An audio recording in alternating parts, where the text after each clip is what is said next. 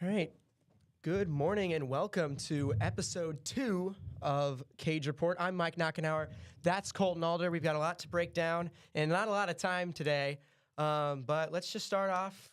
Obviously, you running in the cross country meet last Saturday. What do you think? What were your takeaways from the meet, and how do you think the team did?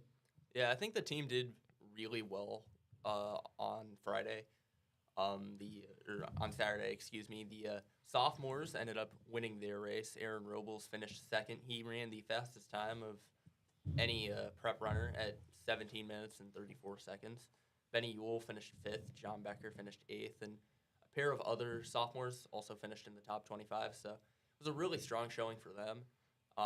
Great start to the year for a bunch of those guys. For the juniors, they finished third in their race. Highland Cowett and Mark Hoffman tied for eighth. Sam Clatterbuck got 12th. Good showing for them as well. I mean, a lot of guys who still have a year to, kind of figure some stuff out, and they performed really well, and just a good showing for them. The seniors finishing fourth in their race. Ignatius Vogel got 8th. Colton Nelson got 13th. Gabe Vaughn got 15th. Obviously, that experience is going to be big.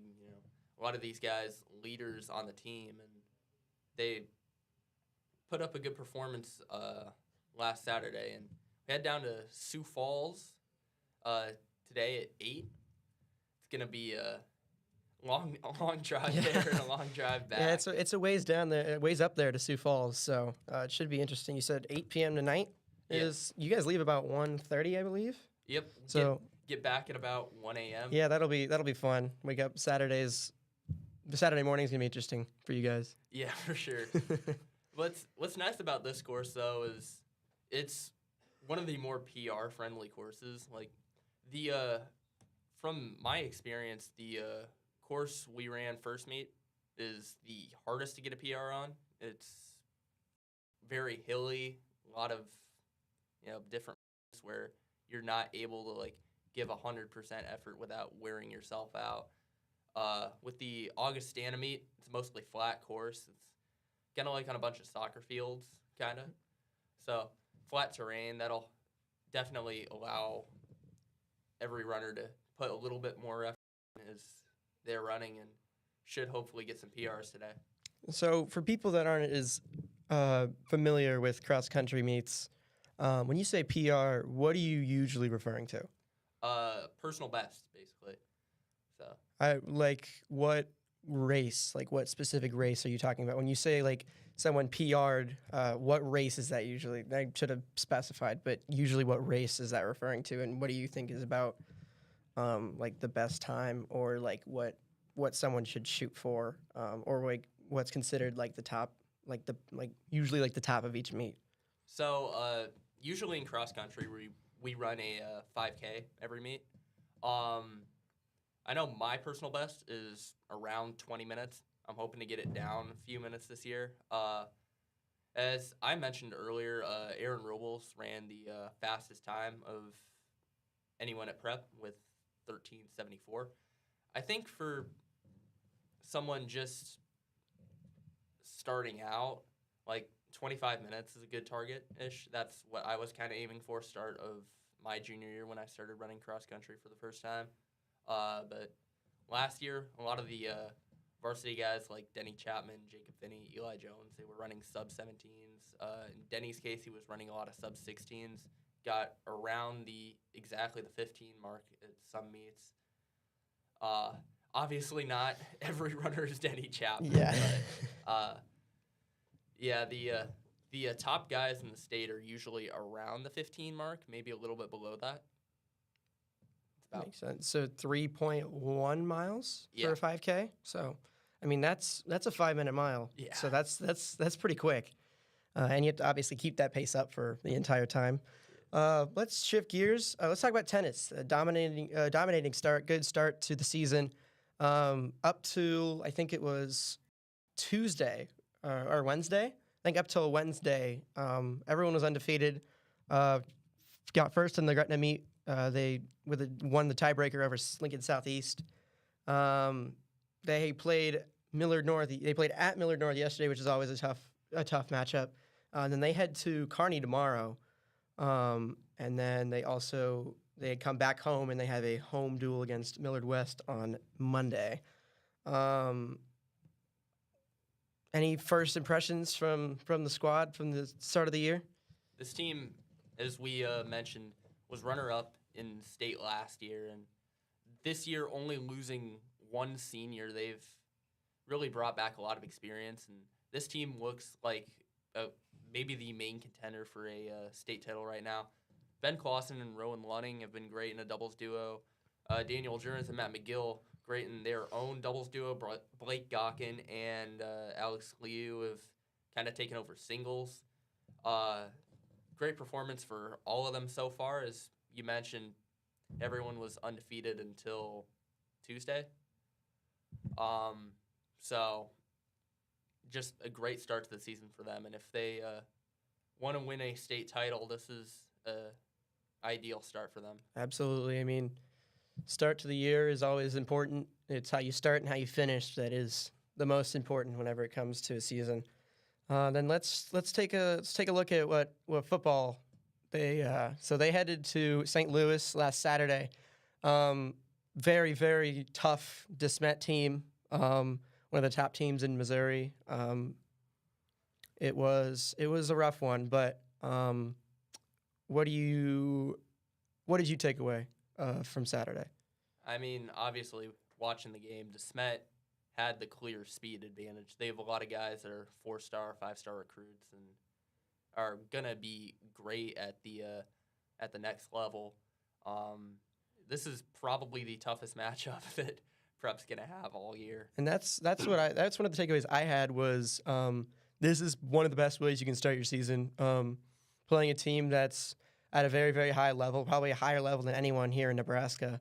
I mean, this DeSmet team was drawing comparisons to last year's Westside team, who is one of, if not the best Nebraska high school football team we've ever seen. So if DeSmet's ranked 6th in Missouri, and they're drawing comparisons to one of the top teams in Nebraska ever. So I mean, you can't really. That's one of the hardest matchups you can schedule to start a year. Yeah, for sure.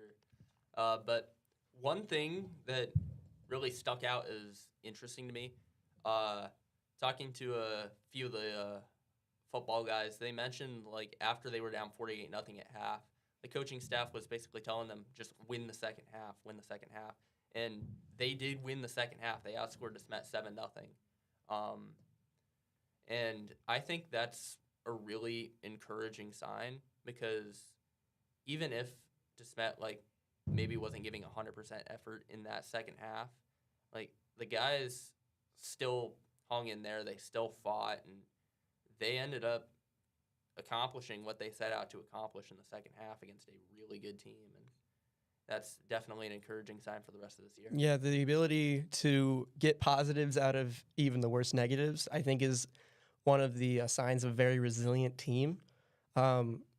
We have as we've seen, very limited action to kind of gauge where this team is, especially playing at such a high level of a team to start the year. Seeing that kind of that level of talent right away at the start of the year, that's a thing that Prep has seen a lot of over the last few years. Like, as we've mentioned over and over, Junior Jays consistently have one of the hardest opening stretches of anyone in the state. Last year, starting at Bellevue West, going to West Side, then coming back playing Millard North, and then Gretna, who all ended up competing and making the state tournament. Obviously, West Side going on to win the state championship in completely dominating fashion. It has served the Junior Jays well over the last few years, having seen such high levels of football early in the year. And I'm expecting the same this season, especially with a team like DeSmet, who you said has a lot of very high recruits, very high level of talent coming out of there. So coming back here and playing, it's hard. It feels mean saying a lower level of talent, but it's just how it is. I think it's going to be good for the team. I think it was a good experience, even though obviously didn't go how they planned and how they wanted to, but going down there and it even competing for the second half, I think is a really good experience for the team. And then let's just kind of touch on a couple of the points that we saw during the game. Tony Caniglio struggled, eventually was benched. Elijah Cannon came in, his limited action, he looked pretty good. Threw a long touchdown to Jackson Wurgler in the waning minutes of the game. So I think that was something that was promising to see, especially coming out in such a tough situation down by so many. Yeah, and seeing Elijah Cannon perform the way that he did gives you a lot of confidence. Like, in case something comes up with Tony, like he struggles or an injury happens, like you feel confident in your backup option. And I think having that confidence is going to be really important, like trusting your reserve players to give you good action, to, not lose as much of a step when your top guys aren't as available. And I think that's going to be something that is going to be important for them as the season goes along and the grind of a football season wears on you. It brings me back to just popping into my head the idea of, as Coach Yonk has touched on this, varsity reps. They are so important no matter what point in the game it is, no matter what the score is, no matter what the situation is. It brings me back to last Saturday, Nebraska, obviously with the big win over UTEP. I saw a thing on social media. A guy did an unofficial count. Over 100 guys saw action against UTEP. And I think that's a similar principle here where guys are getting minutes even if they're down by almost 50. It's so important to get varsity minutes because game speed, you can't replicate game speed in practice. You can do as many reps in practice as you can, but nothing can replicate the actual experience of what the actual physical game is like, because the physical game is so much faster, so much more physical, so much more intense than anything you can do in practice. Yeah, and getting a lot of those second string, third string guys in, like getting them that experience, it's going to be important for them. Just like have that depth and have reserve guys that you can count on in the big moments. I mean, going to tonight, the Burt game, at Westside, 7 p.m. here on CPSN. We've touched on the idea of going 1-0 every week. I think that's a mantra this team carries really well. Trying to just put their past experiences behind them. We saw that last year with the big loss to Westside early in the year. They came out the next week and they responded with a win against Millard North. I'm expecting something similar to that this year. Tough loss to start week one, but they come back. They're at home. I think this team will be a lot more comfortable. They'll be a lot more. I want to say comfortable, I think is the best word to use, but I think it's going to be interesting to see like a first like legit look at this team's starting lineup and what this defense and this run game are able to do, because DeSmet really was able to suppress both of those. Under a yard per rush for the Junior Jays, only 21 total yards on the ground. I don't think that even comes close to doing justice to how much work this run game has put in, from the offensive line to the running backs, to the playbook, obviously changing.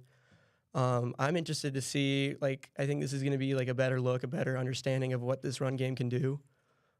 So I think this is a good test and a good way to start out the year.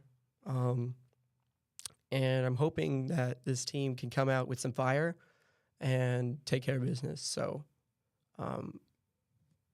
what are you expecting out of them tonight? Well, the first and most notable point is you can't let last week dictate what you do. DeSmet is a team that they're faster, they're stronger than any team that Prep is going to play this year. You can't let losing a game like that affect you too much mentally or like what you're trying to do. You need to stick with a consistent plan, and I think this team recognizes that. Second of all, this is going to be a major test for the more inexperienced units on this team, like the O-line, a bunch of offensive linemen who weren't starting last year, a bunch of skill position players that are maybe getting their first real shots. The secondary, obviously, very inexperienced unit. They may be the most inexperienced unit on this Junior Jays team. They're going to get a chance to really show what they're capable of tonight. And third, it'll be interesting to see how Tony Caniglio plays. As you mentioned, he didn't have his best game during the DeSmet game, but at the same time, you kind of run into a defensive buzzsaw. There's not much you can do. He looked really good in the blue-white game. Definitely looked a lot more advanced from where he was last year. So it'll be interesting to see against an opponent that's a step down from DeSmet how he reacts to that and how he performs tonight. Yeah, it should be interesting. As we've mentioned, we've seen what this team can do. We've seen a lot of these guys, but we've also haven't seen a lot of what this team can do. We haven't seen a lot of the secondary. A lot of guys departing from last year: Zach McClay, Michael Saul, Henry Bartholomew, guys in the linebackers and the secondary. Yeah, I just think it's a mixed bag of uncertainty and some confidence in the squad. And going forward, 1-0 every week, I think, is a really good mantra and a really good mindset to keep yourself to. And we both obviously hope that that's what this team continues to do. Any final thoughts, Colton? This week, it's a big game to just like turn your season around after that opening game loss. So this team's really gonna need to just like put it behind them, and this Junior Jays, the Birdcage is really gonna have to get behind them and support them quite a bit during their home games this year. Absolutely. That'll do it for us for week 2 of Cage Report. Reminder, he will head to Sioux Falls tonight in the Augustana meet at 8. We will have Creighton Prep versus Burke here on CPSN at 7 p.m. Other than that, that should do it. Thank you all for watching. I'm Mike Knockenauer. That's Colton Alder. Thank you so much for tuning in this Friday morning, and we will see you next week. And go Jays. Nice.